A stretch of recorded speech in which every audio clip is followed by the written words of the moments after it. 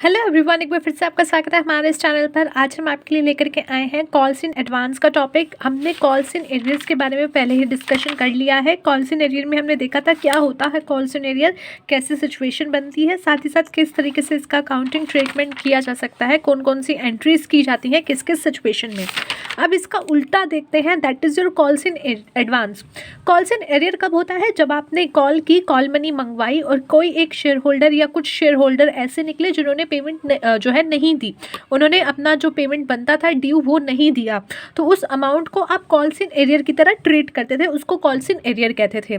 अब हो सकता है कुछ ऐसे मनुष्य हों जो बहुत ही प्यारे प्यारे हों, उन्होंने क्या किया, उन्होंने एडवांस में ही पेमेंट कर दी कि भाई कल को तुम हमारे पास आओगे या हमारे से जो है हमारे को कहोगे पेमेंट दो, इससे अच्छा तुम अभी एक ही बार में रख लो और इसको एडजस्ट कर लेना जब जब ड्यू बनेगी।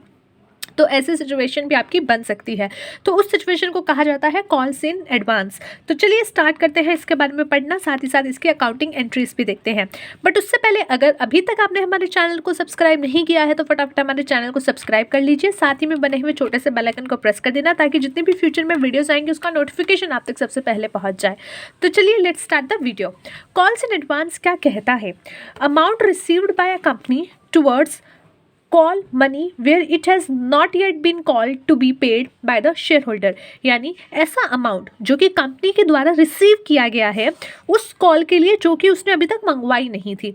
जैसे कि कंपनी ने अभी तक जो है अलॉटमेंट मनी ही मंगवाई थी, उसने अभी फाइनल कॉल या जो भी उसकी कॉल बनती है, फर्स्ट कॉल सेकंड कॉल, वो उसने अभी नहीं मंगवाई, पर उसने उसके लिए भी पैसा जो है रिसीव कर लिया है, तो उसको बोला जाता है कॉल्स इन एडवांस। जनरली ये कब होता है? जब आपका ओवर सब्सक्रिप्शन होता है। आपने 10,000 शेयर इशू किए मार्केट में, बट लोगों ने क्या किया, बहुत सारे लोगों ने अप्लाई कर दिया, तो मान लो 20,000, 30,000 या 25,000 या 15,000 अमाउंट के लिए आपके पास सब्सक्रिप्शन आ गया। अब जिस व्यक्ति ने 10 शेयर के लिए अप्लाई किया था उसको सिर्फ और सिर्फ 5 शेयर मिले, परंतु जब उसने 10 शेयर के लिए अप्लाई किया होगा तो उसने एप्लीकेशन मनी भी 10 शेयर की दी होगी। मान लो 2 रुपये पर शेयर आपने एज एन एप्लीकेशन मनी मंगवाई है, तो 10 शेयर के लिए जब आपने एप्लीकेशन मनी मंगवाई, जब उसने दी तो उसने 20 रुपये दी, पर आपने उसको सिर्फ 5 शेयर दिए, यानी कि उसको सिर्फ 10 रुपये के जो है एप्लीकेशन मनी देनी चाहिए थी, जो कि अब उसको अमाउंट मिला है, जो शेयर उसको मिले हैं। पर अब आप देखो तो उसके जो 10 रुपये एक्सेस हैं वो आपके पास रह गए हैं। अब वो जो 10 रुपये एक्सेस आपके पास रह गए हैं, that is what, that is एक तरीके से एडवांस पेमेंट जो कि आपके पास रही है। So the excess application money after adjustment for allotment is transfer to calls in advance. आप क्या करोगे, जो आपके पास एक्सेस मनी है वो आप पहले एडजस्ट करोगे अलॉटमेंट में, जो उसका अलॉटमेंट मनी बनता होगा वो उसमें आप एडजस्ट करोगे। और उसके अलावा भी अगर आपके पास उसका एक्सेस मनी बचा हुआ है, मान लो 10 शेयर के लिए अप्लाई किया था, एक ही शेयर उसको मिला है, तो उसके पास इतना, आपके पास अभी उसका इतना एडवांस पड़ा होगा कि आप उसका अलॉटमेंट में भी एडजस्ट कर दो और अलॉटमेंट के बाद भी आपके पास उसका कुछ एडवांस मनी पड़ा होगा। सो द अमाउंट जो कि आपने ट्रांसफ़र कर दिया है आपके अलॉटमेंट में, फिर भी जो एक्स्ट्रा अमाउंट पड़ा है वो आप ट्रांसफ़र करोगे किस में? कॉल्स इन एडवांस में। अब बात करते हैं interest on calls in advance. जिस तरीके से कॉल्स इन एरियर में आपको इंटरेस्ट मिलता था, वो शेयर होल्डर आपको इंटरेस्ट देता था, उसी तरह अब आपकी भी ड्यूटी है कि अगर आपके पास कुछ एडवांस पेमेंट आपको मिली है जो आपने यूज़ की है, तो आप उसके ऊपर इंटरेस्ट पेमेंट करो। सो इंटरेस्ट में be paid on calls in advance if article of association so provided. अगर आपने जो है AOA में लिखा है तो आप उसको जो है उस पर इंटरेस्ट पे करोगे। बट अगर आपका जो है AOA साइलेंट है तो क्या करोगे? If the company has adopted table F, अगर साइलेंट है तो आप टेबल F को देखोगे। और the maximum rate of interest which can be paid is 12% per annum. और जब आप पेमेंट की करोगे उसकी इंटरेस्ट की, तो वो 12% पर एनम से ज़्यादा नहीं होनी चाहिए। और वो कब की पेमेंट होगी, क्या डेट आप देखोगे कि जब आपने पेमेंट रिसीव की और जब ड्यू डेट बनती है उस टाइम पीरियड का आप उसको जो है इंटरेस्ट पे करोगे, और वो इंटरेस्ट आपका 12% से ज़्यादा नहीं होना चाहिए। कॉल सिनेरियो में ये था आपका 10%, जो कि टेबल F कहता था। अगर AOA में आपने नहीं लिखा तो आप टेबल F फॉलो करोगे। टेबल F फॉलो कर रहे हो तो कॉल्स इन एरियर्स में 10% का इंटरेस्ट तो जो है लोगे, और कॉल्स इन एडवांस में आप क्या करोगे? 12% का इंटरेस्ट दोगे। Now come to the accounting entries. Accounting entries क्या कहती हैं इसके बारे में? On receipt of the amount of calls in advance, जब आपने कॉल्स इन एडवांस का अमाउंट रिसीव किया है तो bank account debit to calls in advance account. Calls in advance account कैसे लिख दिया है यहाँ पे कि bank account debit to share application का मनी जो आप ट्रांसफर कर रहे हो वो, टू शेयर अलॉटमेंट में जो मनी ट्रांसफ़र कर रहे हो वो, और जो बच गया वो कहाँ जाएगा, वो जो है कॉल्स इन एडवांस में जाएगा। इसीलिए bank account debit to calls in advance, सिर्फ उसी का एडजस्टमेंट आपको यहाँ दिखा दिया है। Next is your on receipt of calls in जो है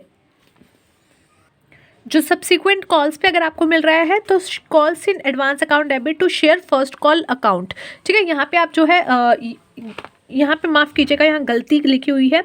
जब आप अपना कॉल्स इन एडवांस को जो है एडजस्ट करते हो अपनी कॉल में, जो भी आपकी फर्स्ट कॉल होती है या सेकंड कॉल होती है, अगर आप उसमें एडजस्ट कर रहे हो तो वहाँ आपकी क्या होगी entry, calls in advance account debit to share first call account, share second call account, share third call account, जो भी आपकी बनती होगी उसमें आप इसको एडजस्ट करते रहोगे। ऑन मेकिंग ड्यू द, ये आप लाइन जो है काट दीजिएगा, ये गलत लिखी हुई है। On making due the interest on calls in advance, अगर आपका जो है इंटरेस्ट ड्यू कर रहे हो आप कॉल्स इन एडवांस पे, तो उसकी एंट्री की जाएगी interest on calls in advance account debit to sundry share holder account.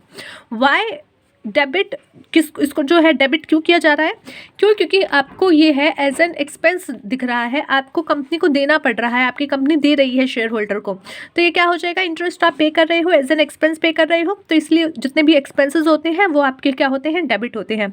तो interest on calls in advance account debit to sundry share holder account.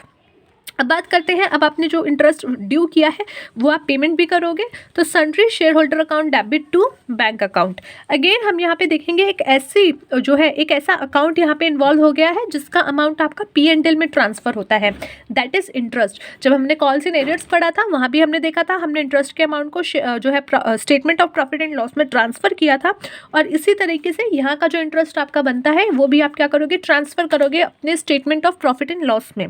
Statement of profit and loss account debit to interest on calls in advance account, जो आपका interest था आपका calls in advance पे वो आप payment कर रहे हो, वो आपका एक्सपेंस है, तो इसीलिए स्टेटमेंट जो प्रॉफिट एंड लॉस को डेबिट किया जाएगा, डेबिट साइड आप उस एक्सपेंस को दिखाओगे, उस इंटरेस्ट को दिखाओगे।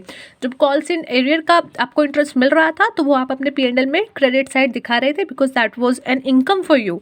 तो इसी तरीके से आज की वीडियो के लिए इतना ही। थैंक्स फॉर वॉचिंग, मिलते हैं नेक्स्ट वीडियो में। Take care of yourself and take care of your health.